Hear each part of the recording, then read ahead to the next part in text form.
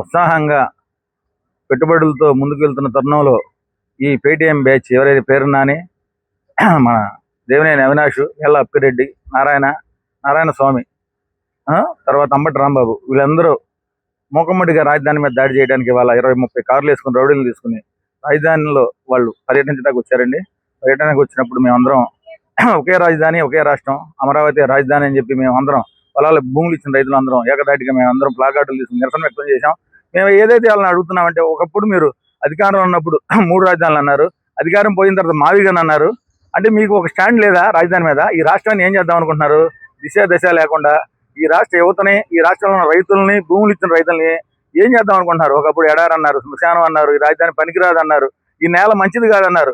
అంటే అనేక రకాలుగా మీరు విధ్వంసాన్ని సృష్టించి గతంలో రాజధాని రైతులు ఏదైతే ఈ రాజధాని కోసం పోరాటం చేసి ప్రతి గ్రామంలో టెంట్లు వేసి నిరాహార దీక్షలు చేసి మహిళలందరూ ఒకే మాట మీద రాజధాని రైతులందరూ అనేక రకాలుగా గుళ్ళకి వెళ్ళటం, గోపురాలకు వెళ్ళటం, న్యాయస్థానాలకు వెళ్తే వాళ్ళని అనేక రకాలుగా ఇబ్బందులు పెట్టి మీరు బూటకాలతో తంతం ఏంటి, వాళ్ళని నానా రకాల హింసలు పెట్టి సోషల్ మీడియాలో అనేక రకాలుగా మీరు వాళ్ళని ఇబ్బంది పెట్టి రాజధానిని అగమ్యగోచరంగా తయారు చేసిన మీ నాయకులకి మీరు ఒక్కసారి పునరాలోచించుకోవాలి.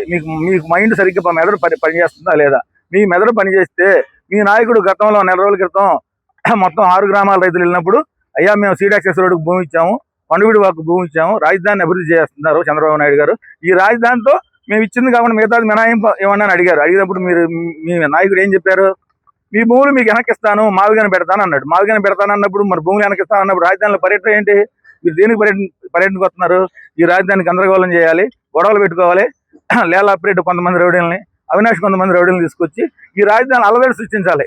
అలవాటు సృష్టిస్తే పెట్టుబడులు రావు, పెట్టుబడులు వెనకపోతే ఇచ్చిన రైతులు అగమ్యగోచరానికి పాలవాలి. నేను 2015లో భూమి ఇచ్చానండి. మమ్మ పేరు దాసరి వెంకాయమ్మ, నేను భూమి ఇచ్చాను. నాకు గత ప్రభుత్వం 2 సంవత్సరాలు కౌలు కూడా ఇలా.